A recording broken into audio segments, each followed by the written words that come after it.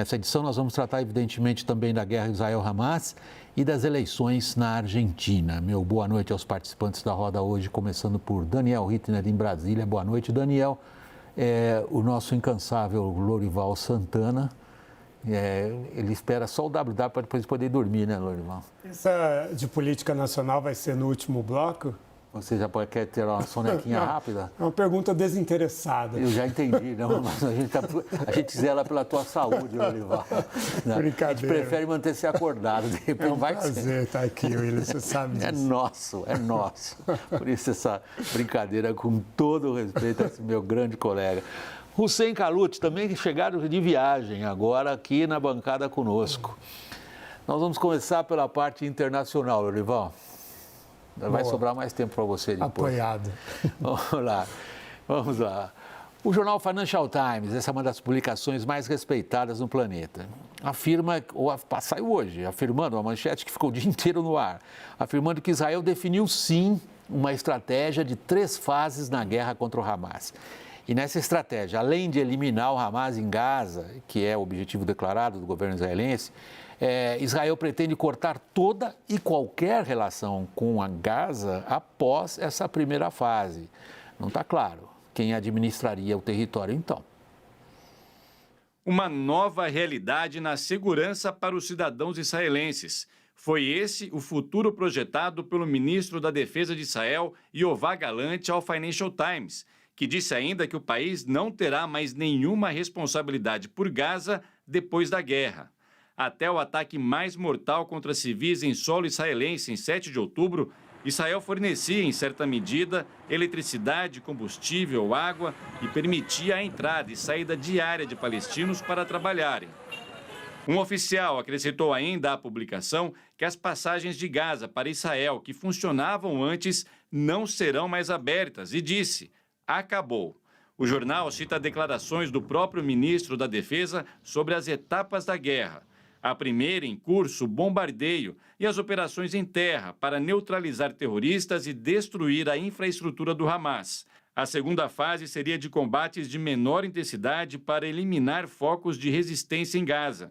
Por último, segundo o jornal, viria então a terceira fase, que vai exigir o fim da responsabilidade de Israel pela vida em Gaza. Segundo a publicação, o ministro da Agricultura já disse que haverá uma área de buffer dentro de Gaza para evitar que os palestinos se aproximem da fronteira. Israel mantém um cerco total. 200 caminhões com ajuda humanitária aguardam a entrada na passagem de Rafah, no Egito, sem um consenso entre os países envolvidos sobre a liberação dos suprimentos. O presidente americano Joe Biden voltou a dar um prazo para a resolução do impasse, de 48 horas. Milhares de famílias deslocadas se concentram no sul do país à espera da ajuda, como mostra o jornalista da CNN em Gaza, Ibrahim Daman, que está em Khan Yunis. الوضع عندنا في خان يونس من ساعة ما نزحنا من الفندق إلى خان يونس وإحنا موجودين في نفس البيت.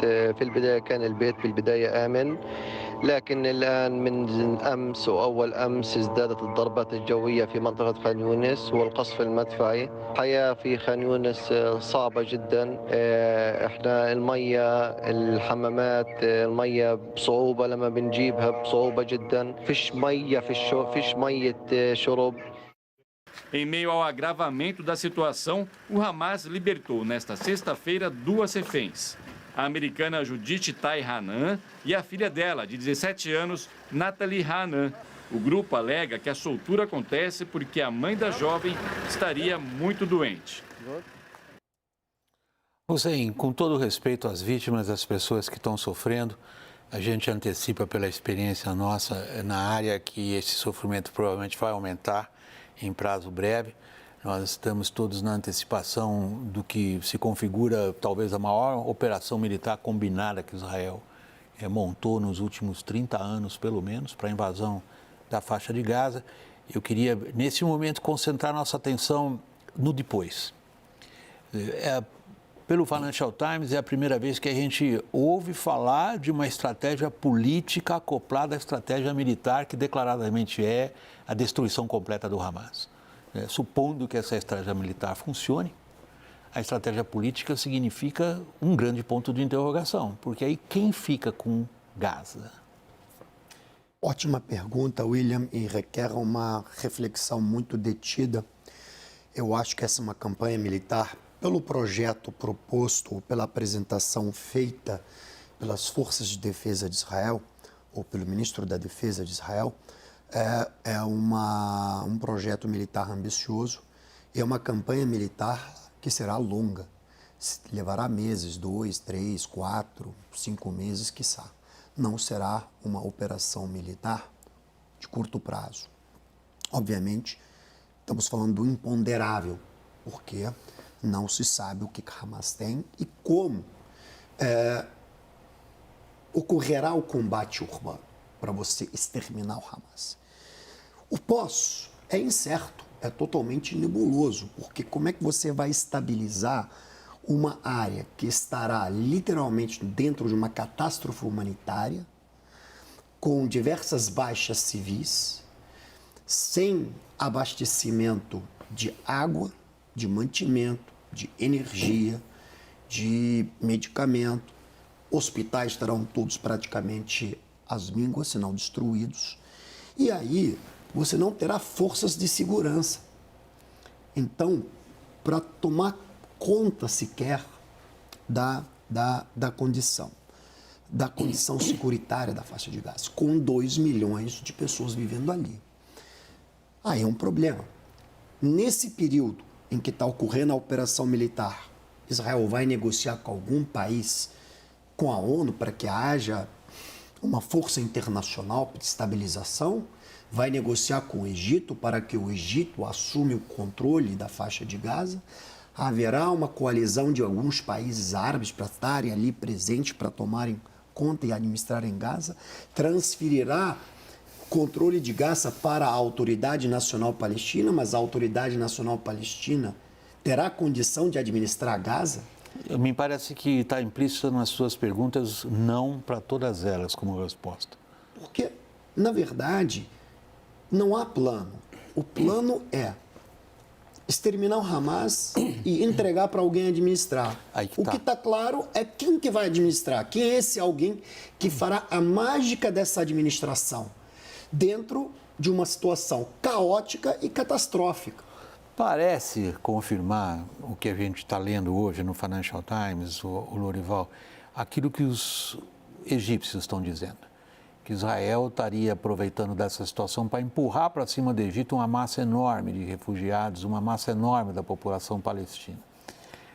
Outras, digamos, possibilidades que se especula muito, sobretudo na imprensa árabe, é Israel efetuando um projeto de neutralização não só de Gaza, mas também da capacidade de contestação da situação de ocupação na Cisjordânia, onde o Hamas, como você apontava também, tem uma considerável presença também. É uma possível leitura? Claro, tudo isso e mais o seguinte, quer dizer, a faixa de Gaza é um retângulo, né, que tem um dos lados grandes no mar Mediterrâneo. O outro lado grande, outra parte grande, com Israel. Os dois lados pequenos do retângulo, um está com Israel e o outro com o Egito, né? Esse fluxo que havia até aqui, ele era um fluxo comercial. A faixa de Gaza, ela exportava flores, laranjas, uma série de coisas hortaliças, coisas que são cultivadas em greenhouse, em estufas.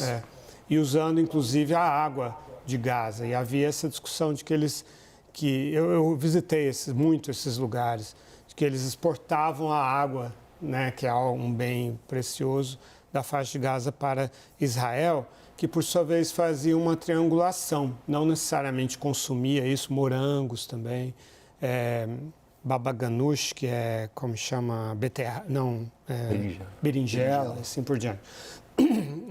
Era exportado para Israel, que não necessariamente consumia, às vezes reexportava para outros países. E exportava principalmente mão de obra, né? Gaza. Tomate cereja, né? E assim por diante. Muitos desses não granjeiros, mas hortifrutis. E então é daí que vem também esses recursos que Israel devolvia à faixa de Gaza. Não é uma doação de Israel, é uma parte menor da exportação dos produtos de Gaza. E também que a autoridade palestina repassava para a faixa de Gaza, recebia ajudas da União Europeia e assim por diante, dos Estados Unidos. Bom,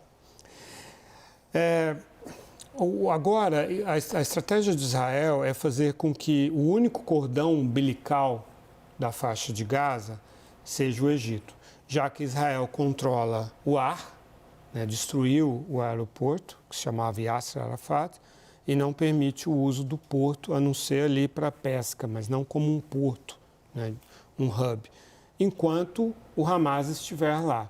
Porque quando o Ariel Sharon entregou a faixa de Gaza para a autoridade palestina, eles diziam, isso aqui vai se transformar numa Hong Kong do Mediterrâneo, ou numa Singapura, ou numa Dubai. Eles tinham um otimismo, esse era o discurso do governo israelense. No ano seguinte, teve eleição e o Hamas venceu a eleição na faixa de Gaza e na Cisjordânia. E aí esse sonho acabou, digamos assim. Então, acho que agora eles estão entregando para o Egito esse cordão umbilical, conscientes de que a ditadura militar egípcia é inimiga do Hamas.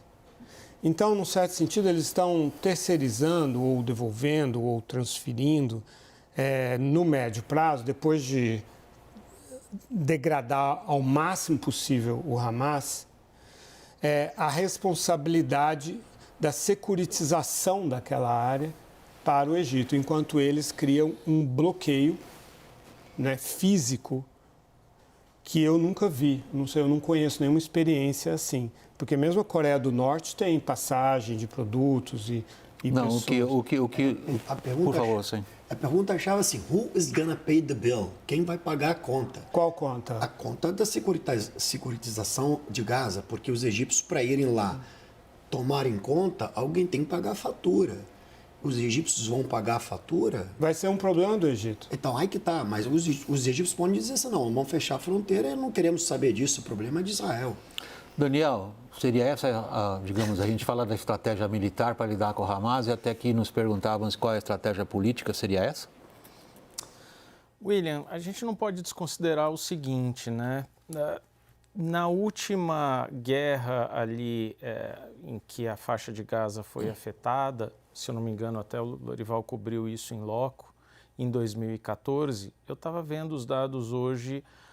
Israel teve 66 baixas, mortes de militares nesse processo. E a Palestina, ali naquela parte da faixa de Gaza, teve 2.000 perdas.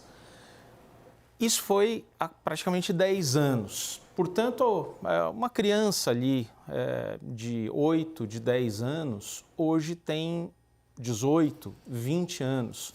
Imagina alguém que perdeu um irmão, um pai, uma mãe. É isso que explica um pouco e absolutamente não justifica nenhum ato abominável, horrendo, terrorista, mas ajuda a entender um pouco de onde tamanha instabilidade cria um caldo de cultura favorável para recrutamento de gente capaz de cometer atos bárbaros. Hoje eu estava vendo ali uma cena de uma bebezinha aterrorizada dentro de um hospital cheia de escoriações, cheia de sangramentos, ali pequenos sangramentos sendo atendidos no posto médico, no hospital. A gente viu nesse VT agora há pouco crianças deitadas no chão. Então, o que me preocupa é um pouco que tipo de ambiente a gente vai estar criando para daqui a 10 anos. As resoluções da ONU estão falando ainda de uma solução de 2 estados. Mas será que esses jovens de hoje, de 5 anos de idade, de 10 anos de idade, daqui a 10 anos vão estar pensando em 2 estados, vão estar pensando em algum tipo de vingança? É isso que eu acho que a comunidade internacional precisa olhar e Israel também precisa olhar com muita atenção para que não crie suas ameaças futuras também, Outro dia eu até perguntei o que é a comunidade internacional na tua cabeça de analista, Daniel. A gente nota hoje que a comunidade internacional, no fundo, não existe como tal. A gente teve, sobretudo na história do Oriente Médio, o Hussein me corrigirá se eu estiver falando alguma besteira, Hussein, sempre a predominância de alguma potência de fora. E o que hoje a gente registra lá é a impotência das potências. Particularmente a Europa está num momento crucial na relação com os árabes. Nós vamos ter, neste sábado, no Egito, uma reunião na qual os europeus não sabem exatamente o que dizer para os árabes ou como levar os árabes para que lado. Nós temos as potências árabes que já foi muito bem coordenada, ou muito bem, ou pelo menos de alguma forma coordenada na Liga Árabe, hoje desligada completamente. Nós temos os Estados Unidos numa aposta de política externa que eu não me lembro, Lorival, de ter visto tão arriscada como essa que na qual o Biden pisou agora, que é trazer no meio desse conflito algum tipo de ordenamento para a situação lá, apoiado sobretudo em 2 porta-aviões, porque do ponto de vista diplomático é difícil. Agora, a pergunta, Hussein, que eu queria passar para você é a seguinte: da minha experiência de repórter na região, cobri várias das situações lá, Israel vai fazer o que acha que quer fazer. Há uma, digamos, assim como o Daniel levantou a questão da psicologia coletiva que é criada ao longo desses conflitos, se a gente olhar para a psicologia coletiva de Israel, nós estamos falando do medo do pogrom, do holocausto e do extermínio que tem mais de 100 anos. E da noção de que se eles, judeus, não se defenderem, ninguém os defenderá. Então, me parece muito difícil que Israel, nessa situação, aceite qualquer conselho de qualquer amigo sobre o que seria melhor fazer, ou, no caso, deixar de fazer, ao montar uma operação militar dessa envergadura numa situação de a pior situação militar que existe é essa, a de Gaza. Quem vai dizer o que para Israel agora? O ponto central, William, é que se o governo israelense tomasse a decisão de não exterminar o Hamas, ou não optar pela operação militar, ele estaria nós sabemos que está fora de questão. E se optar, estaria sob pressão de qualquer forma. Então, não há opção. A opção era a invasão militar. Não tem como. Então, a opção, na minha visão, era, custe o que custar, nós vamos até o fim. E, para isso, eles costuraram com os Estados Unidos. Precisam de cobertura diplomática, apoio bélico e endosso da administração americana de forma irrestrita. E eles conseguiram. Pois bem, os Estados Unidos fizeram um jogo pragmático e inteligente da perspectiva dos interesses deles.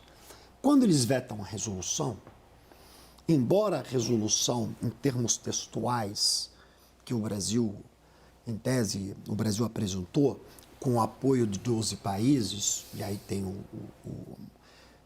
duas abstenções e o veto, os Estados Unidos, se aprovassem aquela resolução, ou se abstivessem, ou votassem contra, mas não vetassem, eles estariam entregando a solução do problema, em tese, para o que se chama comunidade internacional. Sim, estaria de mãos amarradas. E aí, Israel ficaria totalmente exposta e não conseguiria implementar o seu objetivo militar.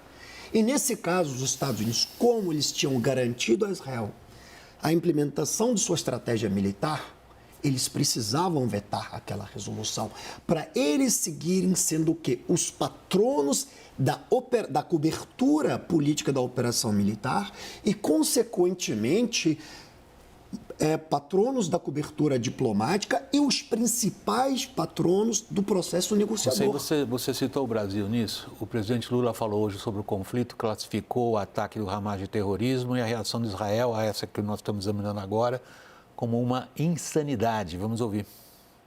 Eu fico lembrando que 1.500 crianças já morreram na faixa de Gaza. 1.500 crianças que não pediram para o Hamas fazer o ato de loucura que fez de terrorismo atacando Israel. Mas também não pediram para que Israel reagisse de forma insana e matasse eles. Exatamente aqueles que não têm nada a ver com a guerra. Aqueles que só querem viver.